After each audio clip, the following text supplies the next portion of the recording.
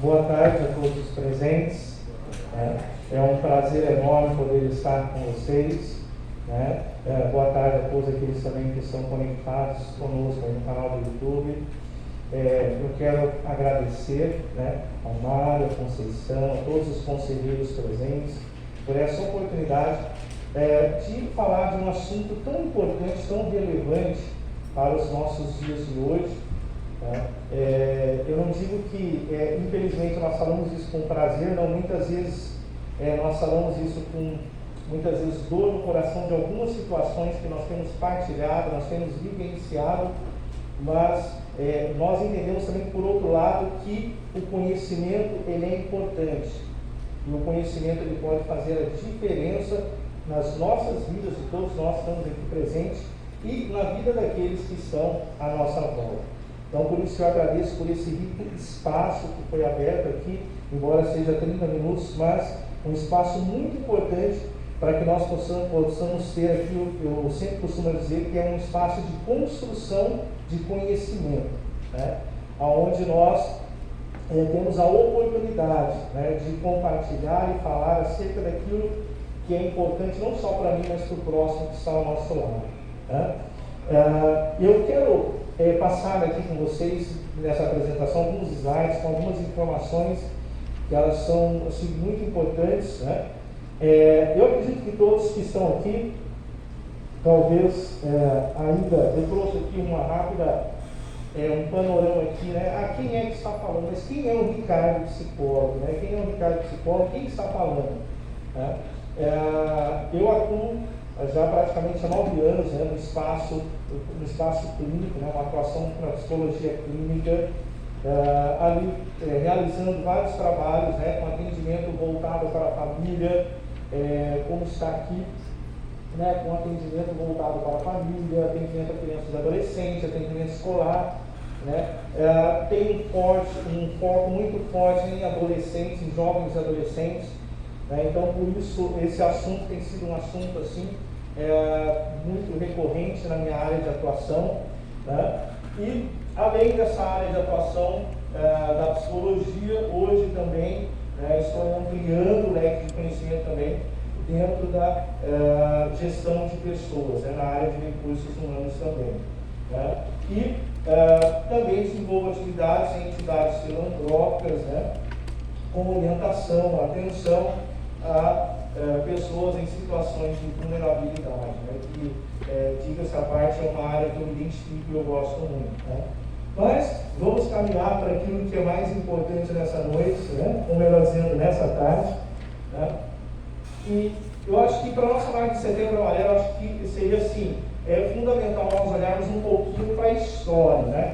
Por que nós estamos falando, mas assim, falamos tanto de Setembro Amarelo, é um mês, em 12 meses nós reservamos um mês para estar falando de um assunto tão relevante para a sociedade, mas o que realmente é o Setembro Amarelo?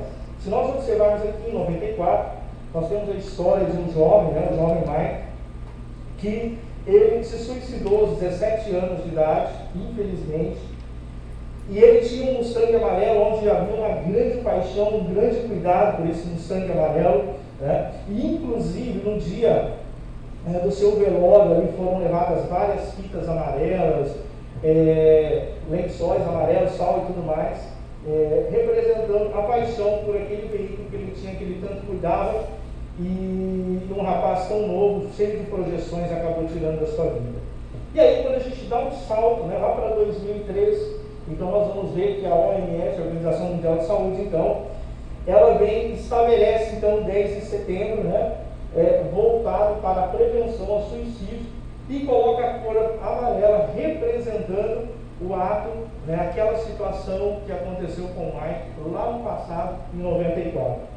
E aí, pulando para 2014, nós vamos chegar no nosso cenário atual, que é o nosso Brasil, onde realmente, então, a partir de 2014, nós começamos a, assim, oficialmente, então, a trabalhar nessa campanha de Setembro Amarelo.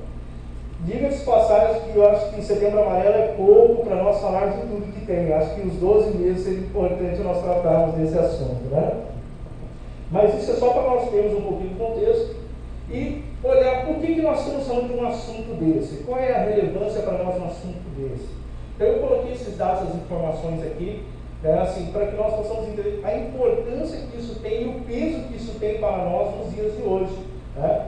Como nós podemos ver, 800 mil pessoas, né, morrem, né, por ano relacionado à questão ao suicídio. Né? Só o Brasil, nós estamos vendo a estatística do 8º país dentro dessa questão de suicídios, 13 mil suicídios todos os anos, né? E aí o suicídio é a segunda principal causa de mortes entre jovens, né, ali com idade de 15 a 29 anos, melhor dizendo. Então, quando nós olhamos para esses dados, então nós começamos a entender a relevância e a importância de poder olhar para essa situação. E às vezes nós achamos que isso está tão longe, e na verdade isso não está longe, isso está próximo de nós, pode estar ao nosso lado. Né? E nós vamos entender um pouquinho o porquê dessa fala que isso pode estar ao nosso lado. E aí, quando nós falamos de suicídio, eu penso, bom, mas então como é que eu posso definir então o suicídio? Eu acho que essa é uma pergunta básica. Nós falamos tanto de prevenção do suicídio, mas o que é o suicídio na verdade? Então, quando uma pessoa, ela então tira a sua própria vida de forma consciente e intencional. Ou seja, é uma ação, né, que ela está consciente daquela medida que ela está tomando naquele momento, é intencional. Então, quando acontece isso, então nós caracterizamos como um ato de suicídio acontecendo, infelizmente, na vida do indivíduo. E aí aqui eu coloquei alguns gatilhos, algumas áreas que são importantes nós estarmos atentos e de olho. Né? Aí você vai falar assim, né, Ricardo, mas peraí, medo todo mundo tem, solidão todo mundo passa, ansiedade todo mundo passa, insônia nem se fala. Mas espera aí, nós vamos dar um contexto para isso, tá? Vamos dar um contexto para isso. Esses critérios que estão aqui, que nós vamos olhar agora, o que eu quero salientar para você? Obviamente todo mundo passa por uma crise, já passou ou não passou, vai passar por uma crise de ansiedade, né? Quem aqui de repente não ficou ansioso porque um dia foi casar, porque um dia foi fazer, não sei, de repente uma viagem, fiz uma viagem internacional, a ansiedade era grande demais, enfim, algum momento nós passamos por um momento de ansiedade, mas o que nós vamos tratar aqui não é esse tipo de ansiedade que nós vivenciamos por algum momento, mas eu digo assim, a ansiedade que ela interfere nas relações sociais, na minha relação com o outro e na relação comigo mesmo. Então todos esses itens que estão aqui, que nós vamos falar agora, quando eu olho para eles, nós estamos entendendo que essas áreas, elas talvez, quando elas passam a interferir na minha relação social, nos meus papéis sociais, quem eu sou? Eu, Ricardo, ora eu sou marido, né? Por exemplo, minha esposa está aqui hoje, ora eu sou marido, ora eu sou filho, ora eu sou pai, ora eu sou profissional. Então assim, eu desenvolvo vários papéis sociais. Mas quando alguma dessas questões começa a interferir nesses papéis, então, peraí, alguma coisa está diferente, alguma coisa não está legal, né? E aqui eu coloquei algumas questões, o medo, né? Hoje, infelizmente, por exemplo, nós temos pessoas que o medo, ela pode se tornar algo gigantesco na sua vida. Tá? Por exemplo, eu tive contato com pessoas que têm medo, em virtude de alguma situação até mesmo, de repente, dirigir. Né? Ela tirou a sua CNH, a sua habilitação e não consegue dirigir por um medo excessivo que ela tem, por exemplo. Né? E isso, talvez para alguns, isso é uma coisa tão simples de dirigir, mas para pessoas isso se torna um gigante. Né? Por exemplo, temos pessoas que, quando fala de tédio, Ricardo, mas como assim tédio? De repente aquela pessoa que ela está descontente em todo e qualquer contexto. Por mais que se faça para ela, ou o momento que ela esteja vivenciando, talvez seja um momento bom, talvez um olhar externo, mas para ela nunca está bom. Né? A questão da solidão, quantas pessoas às vezes pode estar numa reunião de família, pode estar numa situação, seja com outras pessoas, se relacionando com outras pessoas, mas enfim, ela vive um processo de solidão. Existem momentos que nós podemos ter de solidão, mas quando isso toma uma proporção que isso interfere na minha vida, né, na relação comigo mesmo, na relação com o outro, então isso é uma questão preocupante. Né? A questão da insônia, né? A insônia hoje não é uma área que nós vamos adentrar, né? Mas segundo as estatísticas, muitas pessoas no Brasil sofrem de insônia. Né? E isso traz uma série de problemas recorrentes na vida do indivíduo, seja no seu trabalho, seja nas suas atividades do dia a dia. Né? A questão da ansiedade, como nós havíamos mencionado anteriormente. Né? Existem casos de ansiedade de pessoas que é uma ansiedade tão elevada que ela não consegue nem mesmo ficar em pé. A sensação dela é que assim, que ela vai ter um infarto, que o coração parece que vai saltar pela boca, né? Isso segundo relatos, né? A pessoa sente tremor, sente as mãos como se estivesse transpirando as mãos, sente como se tivesse as suas pernas, literalmente não começa a sentir as suas pernas. Então isso é uma pessoa em crise de ansiedade, isso é muito sério. E existem pessoas, né, que muitas vezes se veem no consultório dessa maneira, chegam no consultório dessa maneira. E isso é uma questão muito séria. A questão da raiva, né? A raiva associada à intolerância. Né? Muitas vezes nós temos situações dentro da sociedade de intolerância. Nós, muitas vezes, o processo de empatia, de se colocar no lugar do outro, de olhar para o outro e ver e sentir o que o outro está passando muitas vezes na sociedade, isso tem sido um processo muito difícil às vezes. E aí, muitas vezes, nós temos o quê? Pessoas intolerantes na sociedade. Ricardo, mas eu tenho que ser tolerante para tudo? Não. Pessoas dizendo que nós temos que buscar uma zona de equilíbrio, né, para que haja um nível de tolerância. Pessoas com dificuldade de desempenho ocupacional em relação ao seu trabalho, em relação às suas atividades do dia a dia. Quantas pessoas assim, cara, mas isso é uma coisa que isso pode tomar outras proporções? Sim, isso pode tomar outras proporções. E existem pessoas que, pelas dificuldades que ela tem no âmbito ocupacional, elas não querem nem ir para o trabalho, elas começam a ter uma aversão em relação ao seu trabalho, às suas atividades diárias. Né? A questão social, desempenho social, que é a forma como me relaciono com as pessoas, como me relaciono com os outros. Né? E muitas pessoas têm vivenciado isso. E isso até foi um reforçador agora nesse período de pandemia que nós vivenciamos. Né? Muitas pessoas que já tinham essa dificuldade de relacionamento social, isso se tornou um agravante nesse período que nós vivenciamos intenso de pandemia. A questão da vida financeira, Ricardo, você está de brincadeira, não é verdade? Né?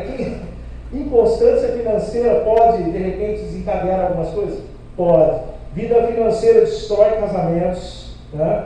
Gera brigas, atritos, né? E Ricardo, pode levar um quadro de ansiedade, de suicídio? Pode. Né? Inclusive no nosso Brasil nós tivemos alguns períodos aí de crise que levaram muitos empresários ao suicídio. Nós tivemos um período de governo que isso aconteceu. Né? Empresários se suicidaram. Então isso é uma coisa muito séria.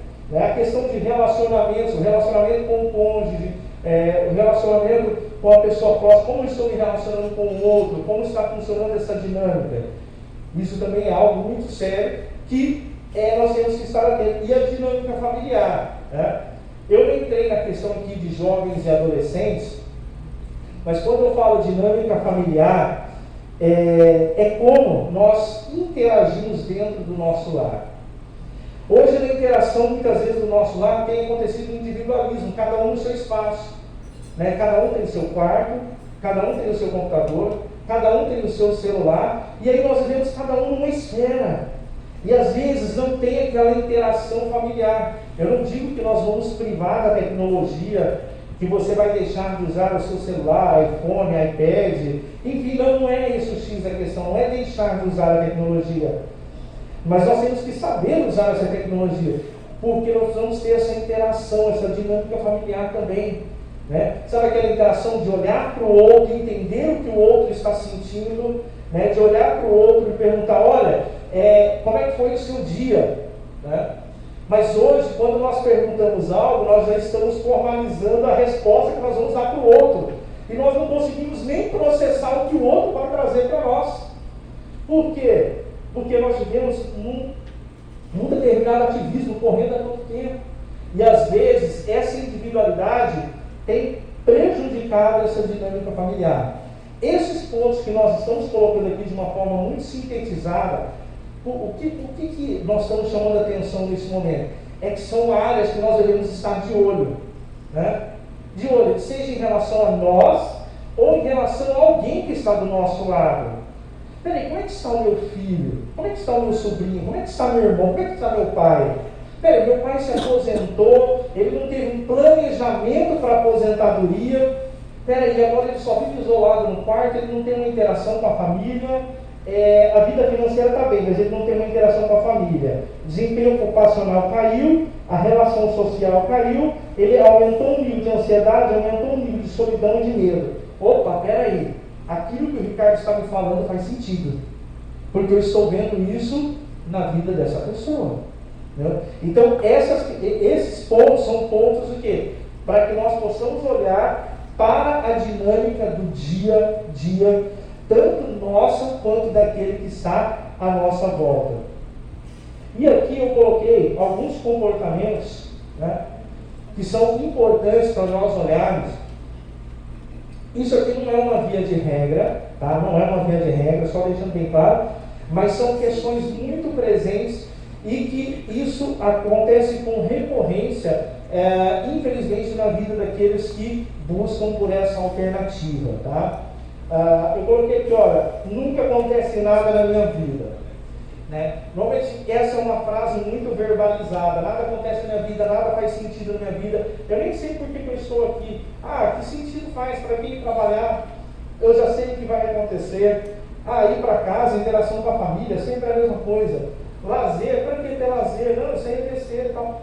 Então assim, a vida passa a não ter mais sentido. E aí quando nós começamos a ouvir falas dessa maneira, então assim, nós temos que estar atentos, né, para aquilo que está sendo verbalizado, nós temos que estar atentos. Tá? Pensamentos de morte evoluindo. Né? O que é? A pessoa começa a construir isso dentro dela. Né? Então, até então era uma coisa distante. Eu vi prevenção, eu vi alguém falando de suicídio, só que agora não é mais no outro, isso começa em mim. Eu começo a construir esse pensamento. Esse pensamento ele vai ganhando forma dentro de mim. Começa a vir as ideias suicidas. Né? É onde fala, peraí, se eu perdesse a minha vida agora, que sentido faria? Imagine alguém na mesa, no café da manhã, e alguém te diz exatamente dessa maneira. Não faz sentido se eu estivesse aqui, gente. Vocês nem notariam a minha presença. Opa, peraí, que fala é essa? Né? Será que alguma coisa está sendo construída? Será que alguma coisa está ganhando forma dentro dessa pessoa? Será que ela está evoluindo para desejos de morte, dizendo, não, peraí, a morte para mim é a melhor solução. Porque se eu morrer, vai acabar com tudo isso, eu não vou precisar continuar sofrendo com isso. Né? E aí ela vai ter motivações. O que são motivações? Lembra de tudo aquilo que nós falamos lá atrás? Lembra de todas essas áreas? Não são todas, são algumas importantes, não são todas. Mas baseado nessas áreas, começam a acontecer as motivações para que ela tome determinada decisão. Né? E aí começam as intenções. Como eu poderia fazer isso? E isso ganha forma, os planos. Peraí, como é que isso poderia ser feito? Porque muitas vezes nós achamos que é de uma hora para outra, isso não é de uma hora para outra. Isso acontece num processo lento na vida do indivíduo. Né? Às vezes vão ter atos de impulsividade, onde a pessoa diz, não, agora vai acontecer, agora eu vou fazer. E aí, de repente, é uma ideia frustrada, acaba não dando certo, ela volta atrás. Começam-se as tentativas de suicídio. E muitas vezes, infelizmente, isso pode acabar realmente num ato consumado.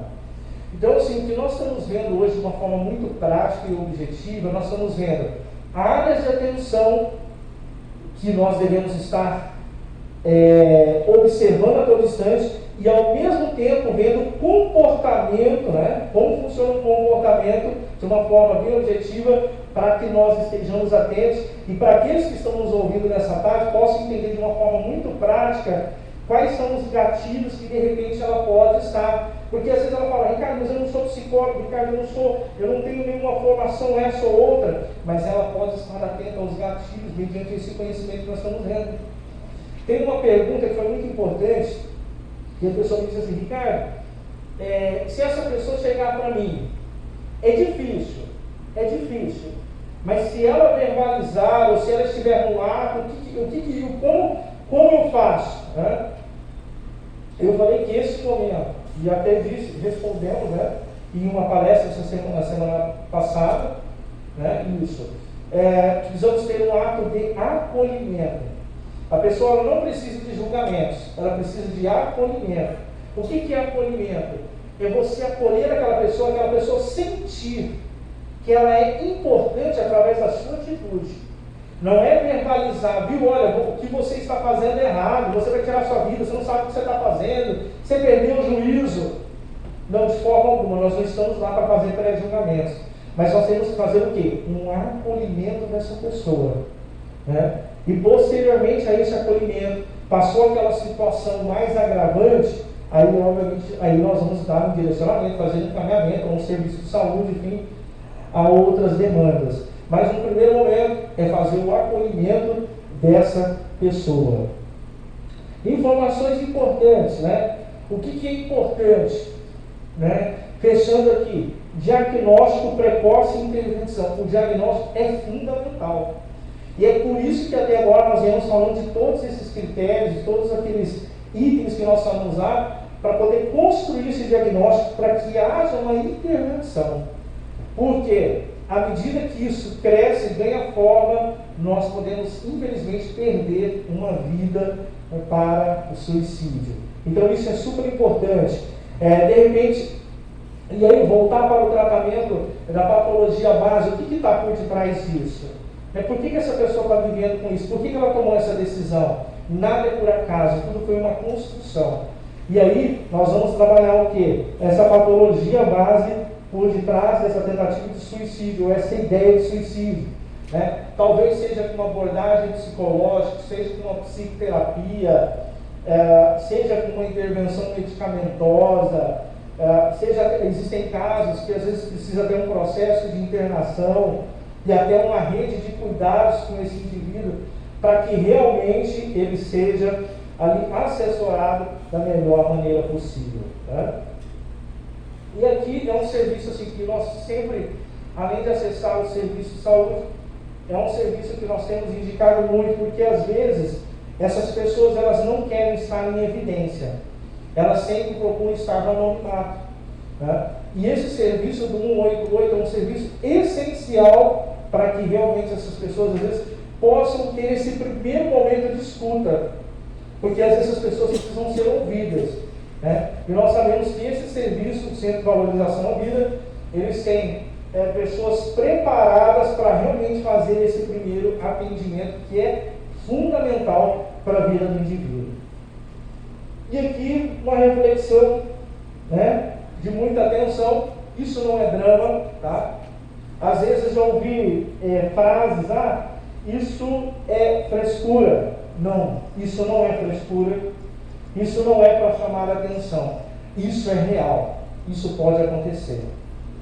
Inclusive nós tivemos um evento pela Prefeitura Municipal de Americana, fez um evento, se não me engano, há 2 anos atrás, que eu participei, e nós tivemos um relato de um pai, que ele saiu pela manhã e estava tudo bem com a sua filha.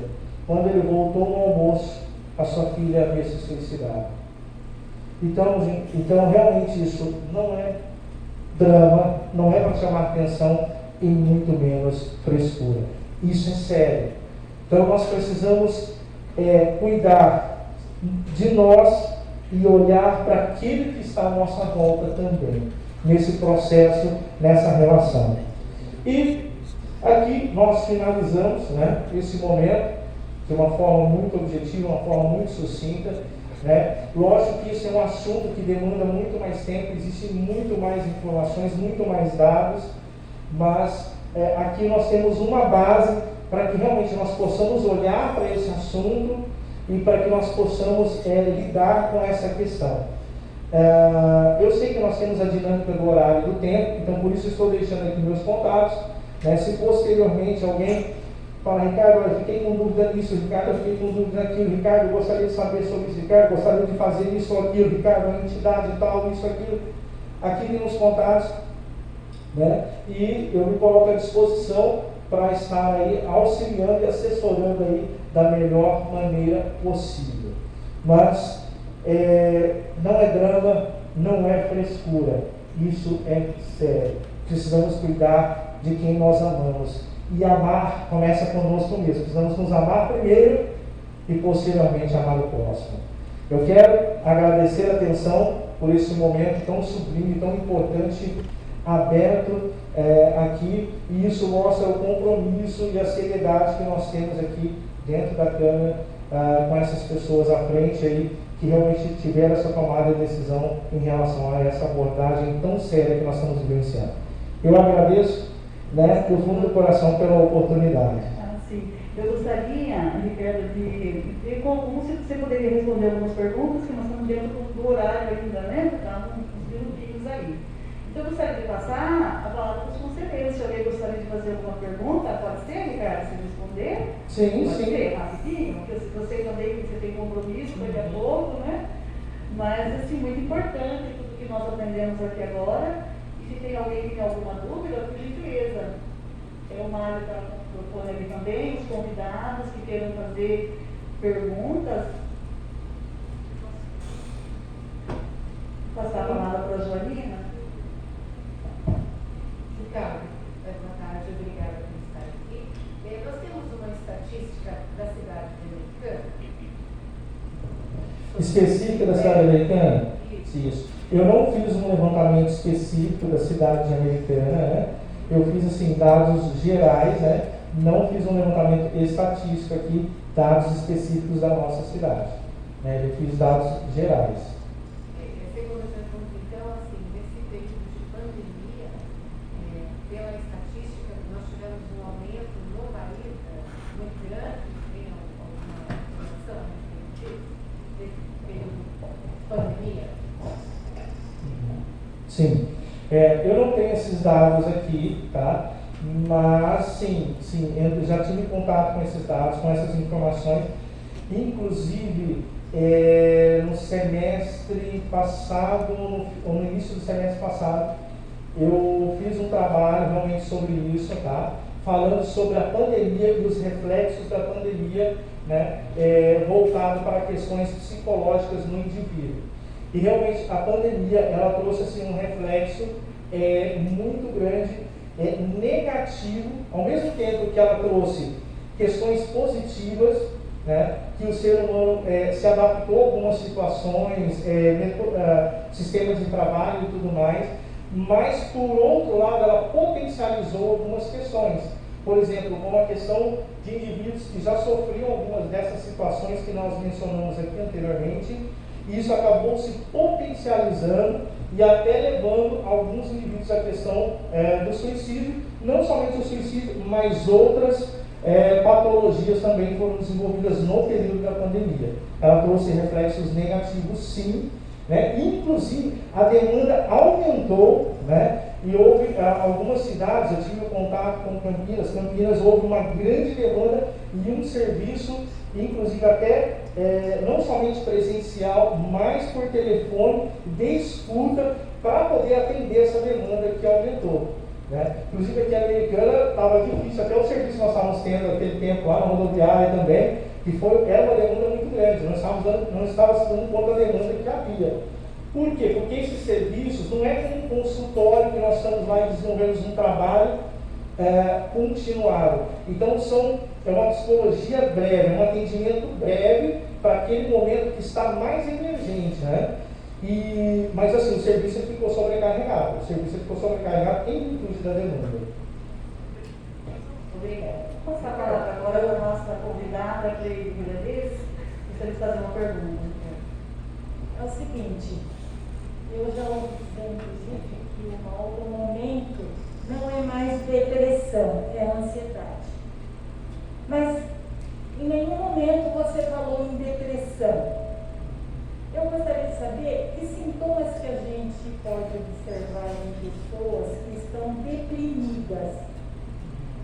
Eu sei que uma delas, pelo menos de relacionamento que eu tenho, de pessoas que têm dificuldade de sair da cama.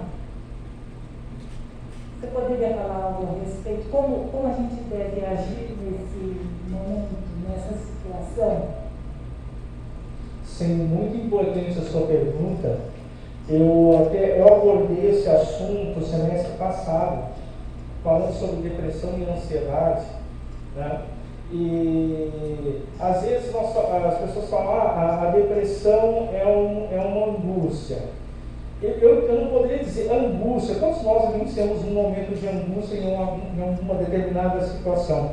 Mas quando eu falo da depressão, eu estou falando de um quadro muito mais severo, né? Eu poderia dizer assim, de uma forma no senso comum, que é como se fosse essa angústia multiplicada 1000 vezes. Eu cheguei num ponto extremo de angústia, né? Onde realmente eu não tenho mais vontade de viver, onde eu passo a ter um isolamento, eu vou diminuir o contato com as pessoas, o contato social, e esse contato social, ele pode ser no âmbito profissional, ele pode ser no âmbito familiar, e ele pode ser no âmbito relações sociais com os demais que estão à minha volta. Então, a depressão, ela tem essa característica do isolamento.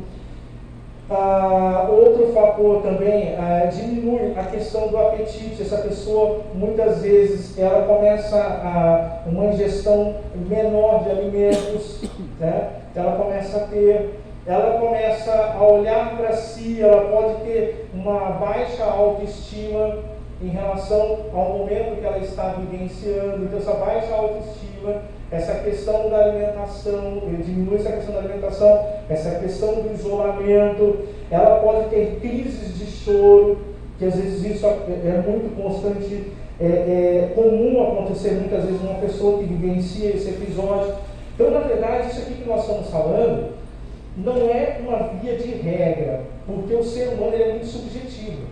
Cada um se configura de uma maneira e se apresenta de uma maneira, mas só que isso são informações que são muito recorrentes, que você olha e isso está presente, e muitas vezes está presente na vida daquele que está vivenciando esse quadro de depressão, né? E aí, como nós vamos lidar com esse quadro, com essa pessoa? Primeiro, é muito importante fazer o acolhimento dessa pessoa, né? E como fazer o acolhimento dessa pessoa? Não é julgando, não é estabelecendo, colocando situações de certo ou errado, não de forma alguma. É realmente acolher essa pessoa e encaminhar essa pessoa para a área de saúde, com serviço, com um profissional capacitado e habilitado para lidar com essa situação, né? Então, só para concluiu, né, a resposta da Cleide. Em Americana, nós temos aqui estatística, só para passar, então, desse ano, até agora, foram 10 suicídios, casos de suicídio na nossa cidade, e o ano passado, 17. E a incidência é maior em homens, seria a responsabilidade do homem, com aquela situação financeira, ou porque ele traz uma carga muito grande nos ombros de sustentar uma família e não ter recursos para isso. Teria algum sentido isso, de ser uma incidência maior entre os homens? É interessante a sua colocação, não sei se eu estava lendo sobre isso anteontem, eu estava lendo sobre isso, né? Essa predominância na questão dos homens, né? E o que isso representa para nós? Como nós podemos olhar para isso, né? Sobre os homens, muitas vezes paira aquela responsabilidade, né? A responsabilidade do fazer, do realizar. De repente, se eu tenho aqui a minha família, né? Cada família tem a sua dinâmica familiar, tem o seu formato de configuração, de repente esposa trabalha, filhos trabalham e tal, mas mesmo assim, ainda culturalmente, né, às vezes existe aquela responsabilidade do homem ser o provedor. Né?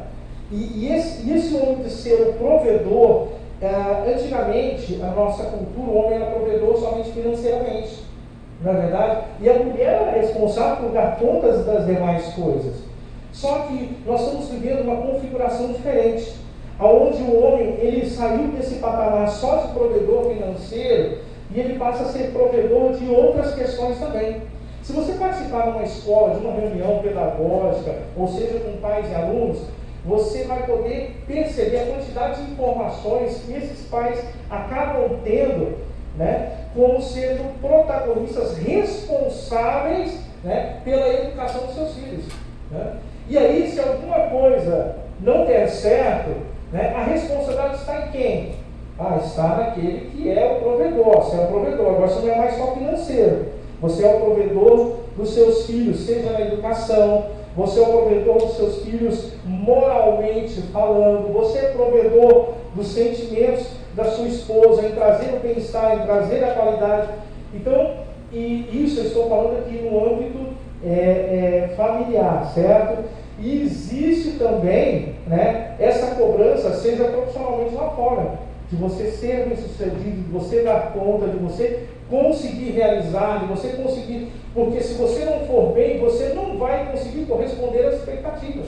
Né? E isso gera uma pressão no indivíduo. Isso gera uma pressão no indivíduo. Por quê? Porque são vários papéis que estão sendo cobrados ao mesmo tempo. E as pressões e as cobranças, elas vêm de diferentes vertentes, de lugares diferentes. Né? E isso tem uma correlação com esse indivíduo, da maneira como ele se configura, a maneira como ele se relaciona com ele e a maneira como ele se relaciona com o outro. Ou seja, chega uma hora que ele pode entrar em crise. E aí, de repente, buscar essa alternativa que nós estamos discutindo nessa tarde, que infelizmente é a questão do suicídio. E a questão do silêncio, o homem, por si só, fala menos que a mulher. Eu acho que eles guardam, não sei se tem essa situação, porque não desabafa. A mulher conta, fala os seus problemas para a vizinha, para a comadre. E a impressão que o homem não tem muito isso, né? O homem é mais na sua, mais isolado. Talvez isso contribua para que aumente essa depressão, essa dificuldade. Sim, porque ainda paira, né, essa concepção que falar vai demonstrar fragilidade. Né? Se eu falar, eu vou demonstrar fragilidade. Né? Eu vou demonstrar para minha esposa, vou demonstrar para meus filhos. Nossa, meu trabalho, que isso? Né? E assim, olha, às vezes nós temos lidado com homens, por exemplo, passam por situações que de repente, lá na frente, ele acaba colhendo maus frutos, o quê? Por conta desse retraimento. Né? Por quê? De não partilhar, de não falar, de não se abrir. Inclusive, por exemplo, se você olhar hoje para o serviço psicológico, os homens têm uma menor demanda de procura. Né? E quando se procura, né, a percepção que você tem é a dificuldade dos homens realmente em, além de buscar esse serviço, de utilizar esse serviço. Os homens têm uma dificuldade muito maior. Né? Em relação às mulheres, as mulheres têm uma abertura muito mais ampla quando ela procura esse serviço, né? Ela procura realmente aquele serviço se entregando, buscando aquilo como recurso, entendendo aquele recurso para ela, que isso é uma dificuldade presente nos homens. Tá certo. Eu fiz a pergunta porque em 2017, imagina que 17 suicídios em Americana, 16 eram homens e apenas uma mulher. E esse ano, até agora, no mês de setembro, nós temos ocorrência de 10 suicídios em Americana e apenas uma mulher. Né? Então, realmente, veja como a quantidade, né, a incidência é maior nos homens. Não é? Então, tá bom, pessoal. Tem mais alguma pergunta para o nosso convidado? Eu queria perguntar. Ricardo, Pois não. A imprensa, de repente, parou de dar notícia de suicídio. Isso partiu de quem? se continuasse a dar notícia de suicídio, iria estimular outros a cometer o suicídio? É por conta disso que a imprensa parou de comentar? Boa tarde, Francisco. Muito importante a sua pergunta, muito pertinente, né? Semana passada, nós fizemos uma palestra, fizemos uma roda de conversa, né, no canal do YouTube mesmo, se não me engano, nós estávamos em 6 profissionais, até mais profissionais, né? E isso foi até uma pauta que realmente nós discutimos, né? E uma das coisas que nós colocamos em evidência é a questão do trazer o conhecimento. Realmente, nós temos ainda presente na sociedade, às vezes, essa questão do falar vai instigar e isso vai promover a questão do suicídio. Isso existe em alguns contextos? Sim, isso existe em alguns contextos. Infelizmente, não era para se vivenciar essa concepção, né? Mas assim, baseado assim, não só no relatos, mas no que nós temos vivenciado, né? Nós entendemos que o conhecimento, quando você leva esse conhecimento às pessoas, né? Como por exemplo, nós estamos falando aqui de uma forma muito objetiva, quando você pega esse conhecimento e você traz esse conhecimento para o indivíduo, o que acontece? Ele acaba promovendo, né? Ou seja, uma autoproteção. Eu vou me olhar melhor em relação a isso, né? E vou começar a olhar para o outro que está ao meu lado, porque até então eu não tinha percepção, né, dessa dinâmica, eu não tinha percepção dessas questões que até então poderia fazer diferença tanto na minha vida quanto na vida do outro, né? E às vezes nós nos fechamos achando, não, peraí, isso vai promover o suicídio. Não, isso na verdade, a intenção é a prevenção, porque assim, esse conhecimento, nós temos tido essa percepção. Quando esse conhecimento chega, eu não vou dizer que ele é libertador, não vou dizer isso, mas eu vou dizer que esse conhecimento, ele promove uma inferência no indivíduo, que até então esse indivíduo ele tinha uma concepção sobre aquilo, ele passa a ter um outro olhar, ele passa a ter uma outra visão, né? E a partir daquilo, ele vai ressignificar o seu conhecimento, né? Porque até então eu estava formatado de uma maneira, e quando esse conhecimento chega, eu passo a ressignificar esse conhecimento, formado de uma outra maneira, e eu passo a produzir um novo conhecimento, né? Por exemplo, quem já não dirigiu um carro com câmbio mecânico, ou ainda dirige, não é verdade? Primeiro dia e aí você passou a dirigir um carro automático, né?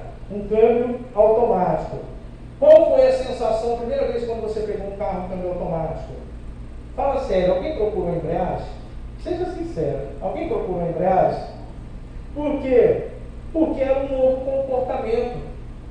E aí o seu cérebro, a partir da repetição, o que aconteceu? A partir das vezes que você começou a dirigir aquele carro, o seu cérebro começou o quê? A ressignificar o conhecimento que você tinha. Você tinha um conhecimento que era para dirigir com embreagem, agora o teu cérebro está dizendo, não, peraí, precisamos mudar esse conhecimento agora. A partir de agora você vai dirigir sem embreagem, né? E aí você começa a ressignificar e você começa a construir um novo conhecimento, né? Eu estou falando assim, fazendo essa analogia, para quê? Para nós entendermos que quando esse conhecimento chega, ele transforma, né? Esse conhecimento ele passa a trazer uma ótica diferente. Até então estava formatado de uma maneira, né? Eu vou trazer esse conhecimento, vou processar esse conhecimento, ressignificar e vou dar uma resposta diferente, seja para o indivíduo, seja para a sociedade ou até mesmo para mim, entendeu? Mas existe às vezes ainda esse preconceito, esse olhar ainda que esse conhecimento ele propaga, ele divulga o suicídio. E isso não é verdade. O conhecimento ele traz prevenção. Alguém gostaria de fazer pergunta? Oi. Queria me parabenizar pela temática, super importante. Acho que quem já vivenciou sabe o tamanho da dificuldade de lidar com isso, né? E a respeito do trabalho, né, do município, me veio uma curiosidade em relação aos jovens, né? A gente sabe que a proposta das futuras gerações é que eles tenham muito mais do que conhecimento técnico das coisas é conhecimento emocional, né? E a esse respeito, assim, qual a perspectiva, né, até mesmo no município em relação a esse trabalho com jovens, assim, com adolescentes, eu falo mais especificamente, sabe? Para desenvolver essa inteligência que a gente chama de inteligência emocional, se existe uma proposta, enfim, as curiosidades mesmo. Obrigada, viu? Oi, obrigado. Na verdade, eu acho que isso até é uma questão, né? Realmente é um assunto que a gente precisa ir mais além para se discutir, né? Para criar políticas, né? Realmente que a gente possa trabalhar. Hoje se fala muito de inteligência emocional, né? E até então era um assunto que não se abordava tanto e hoje isso está em evidência, esse assunto de inteligência emocional. Porque entende-se que o que seria, na verdade, essa inteligência emocional é esse indivíduo lidar com as suas emoções, né? Além de ter resiliência, ele lidar com as suas emoções de uma forma que ele consiga realmente, né, baseado nessa palavra resiliência, lidar com as situações que estão à sua volta, né? E eu acredito que isso é um processo importante, principalmente na vida do jovem e do adolescente. É um processo importante?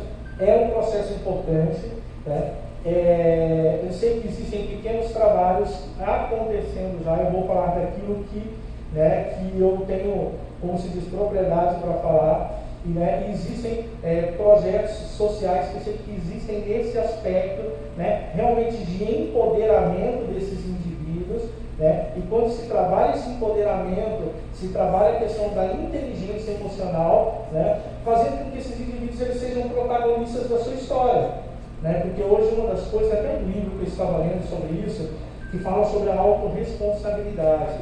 A autorresponsabilidade ela traz você para o centro da sua história, né? Isso não significa que você não vai passar por dificuldades, que você não vai ter situações inusitadas acontecendo pelo seu caminho, mas ela traz você para o centro da sua história e ela coloca você como protagonista da sua história, né?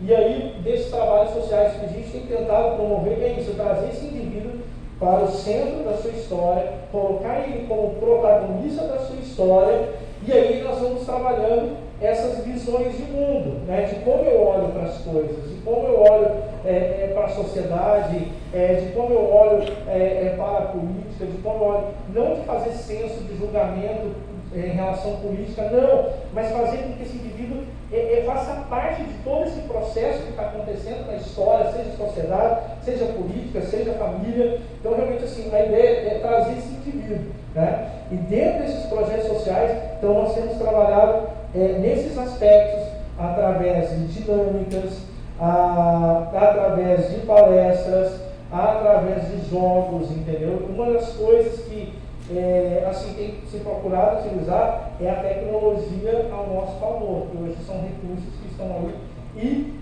nós devemos utilizar. Isso é uma coisa que traz muitos jovens e adolescentes, são esses recursos tecnológicos. Então, isso é uma das coisas que a gente tem procurado utilizar. Então, esses aspectos em relação a projetos, assim, nós temos feito no âmbito social, né? Nós temos desenvolvido.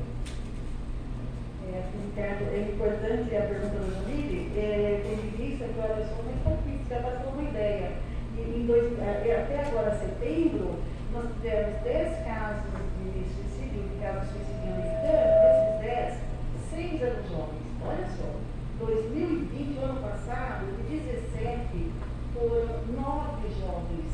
Olha que coisa, pessoal, né? Caso para a gente pensar e refletir com as famílias que têm jovens em casa, parentes, então nós temos que ter um meio de divulgação de todo esse ensinamento, né, esse aprendizado de hoje com o nosso convidado, com o Ricardo. Eu acho que tem mais uma perguntinha, pode ser? Mais uma? Por gentileza.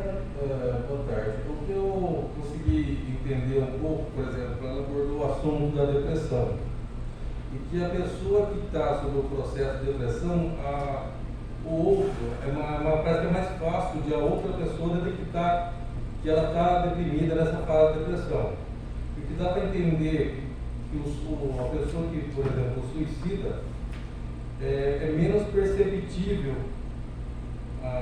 quem está ao redor dele perceber isso, né?